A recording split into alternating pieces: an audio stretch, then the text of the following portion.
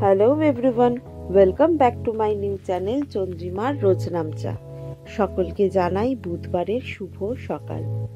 সকাল সকাল ব্রেকফাস্ট সেরে নিয়ে ছেলেটাকে পড়তে বসিয়েছি। আজকের ব্রেকফাস্টে করেছি রুটি আর আলু চচ্চড়ি। ব্রেকফাস্ট সেরে নিয়ে এদিকে আমি রান্নাটাও বসিয়ে দিয়েছি। একদিকে ছেলেকে পড়াচ্ছি আর একদিকে রান্না করছি। আজকে বিশেষ কিছু রান্না নেই, আজকে হলো একটু চিংড়ি মাছ করব, আলু দিয়ে পেঁয়াজ দিয়ে আর একটু চুনো মাছের ঝাল। আজকে যখন সকালবেলা যখন 5:30টায় ঘুম থেকে উঠেছি ছেলেকে স্কুলে পাঠাবো বলে, তখন থেকে আজকে প্রচণ্ড হাওয়া, এত হাওয়া মনে হচ্ছে যেন সেই ঝড় উঠেছে। তো সেই জন্য এই ঠান্ডার মধ্যে এত হাওয়া দিচ্ছে, আজকে আর ছেলেটাকে তার জন্য স্কুলে পাঠাইনি। তাই ওকে বললাম স্কুলে যখন যাসনি উঠে পড়, উঠে একটু পড়ে নি। তো একা একা পড়তে বসালে তো একদমই পড়বে না, ফাঁকি দেবে।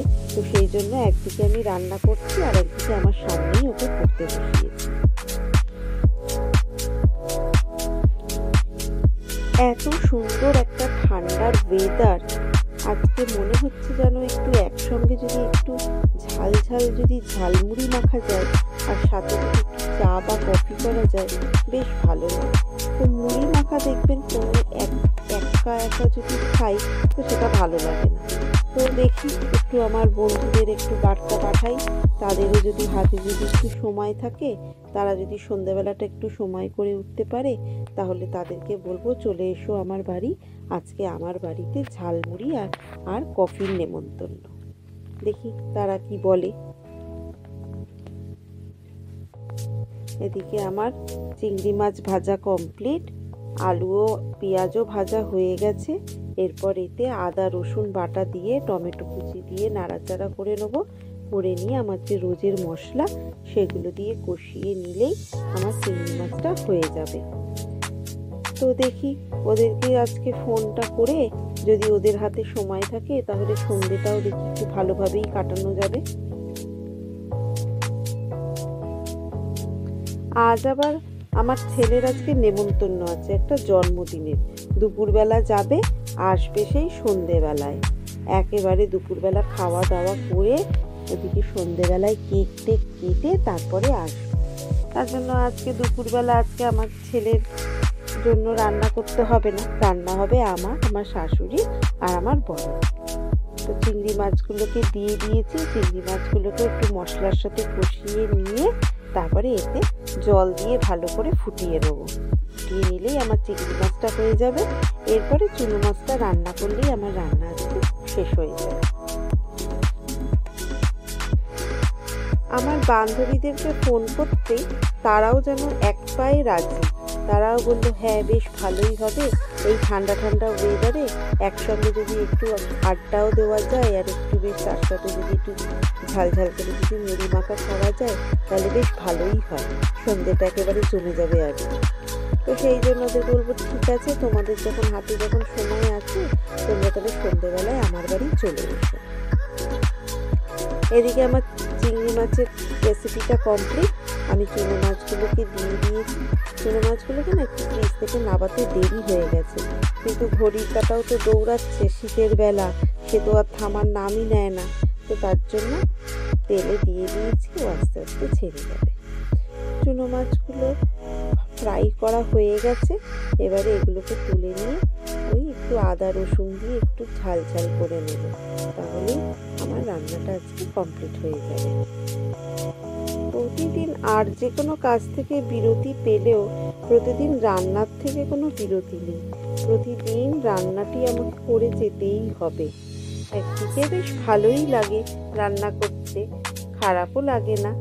তবে কি এই সামনে ছেলেটার পরীক্ষা চলে আসছে, তো এই এখন একটু রান্নার জন্য তাই তাড়াহুড়ো লেগে যায়। এই দুটো রেসিপি কমপ্লিট, একটু ধনেপাতা বেটে নিলাম, ব্যাস চলে এসেছি। সন্ধেবেলা সবাই চলে এসেছে আমার বাড়ি। আজকে মুড়ি মাখার দায়িত্ব করেছে শেফালির ওপরে। আগের দিন যেমন শেফালি ছিল না, আমরা আলু কাবলি মাখা খেয়েছিলাম, সেদিনকে আমি মেখেছিলাম।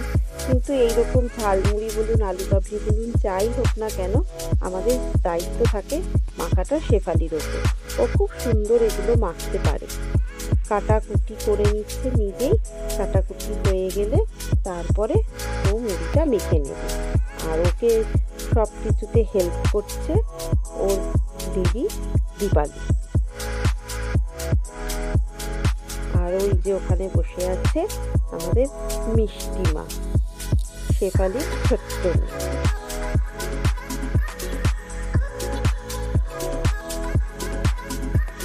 এরকম আমাদের মাঝে মধ্যেই হয়ে থাকে জানি, যদি অনেক দিন হয়ে গেল যে কিছু হচ্ছে না, চলো কারোর একটা বাড়িতে হয় মুড়ি মাখা, নয় একটু স্ন্যাক্স কিছু, নয়তো আলু কাবলি, কিছু না কিছু ছোটোখাটো জিনিস আমরা একসাথে খাওয়া দাওয়া করে থাকি। খাওয়াটা বড় কথা না, একসঙ্গে বসে যে আমরা ওই হুল্লোড় আনন্দ করি, এটাই মেন উদ্দেশ্য। ওই দেখুন বার্থডে পার্টি সেরে আমার ছেলেও চলে এসেছে। মুড়ি মাখাও কমপ্লিট, মুড়ির সঙ্গে আছে আলুর চপ, বেগুনি, আর রয়েছে ফুলকপির চপ আর টক মিষ্টি। ওই দেখুন ছোট্ট মিষ্টি দেখে হাই গাইস করছে।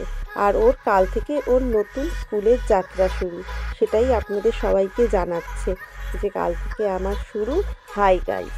ওর আওয়াজটা ঠিকঠাক মতন এসে পৌঁছাচ্ছে না বলে ওর হয়ে আমি আপনাদেরকে জানিয়ে দিলাম ওর কাল থেকে নতুন স্কুলের যাত্রা শুরু। যাই হোক, এদিকে আমাদের মুড়ি মাখা কমপ্লিট, একে একে মুড়ি মাখা খাওয়া চলছে। আর আপনাদের সঙ্গেও এটা শেয়ার করে নিলাম। তার সঙ্গে রয়েছে আমাদের এতগুলো চপের সম্ভার। মুড়ি খাওয়া হয়ে গেলে আমাদের ওদিকে কফিও রেডি হচ্ছে, ইন্ডাকশানে বসে গেছে দুধ জাল দিতে। তো যাই হোক, আজকের ভিডিওটা তাহলে এই অবধিই রইল। দেখা হবে আবার একটা ভিডিও নিয়ে। তো আপনারা সবাই ভালো থাকবেন আর আনন্দে থাকবেন। আর আমার ভিডিওটা যদি ভালো লাগে একটা লাইক করে দেবেন।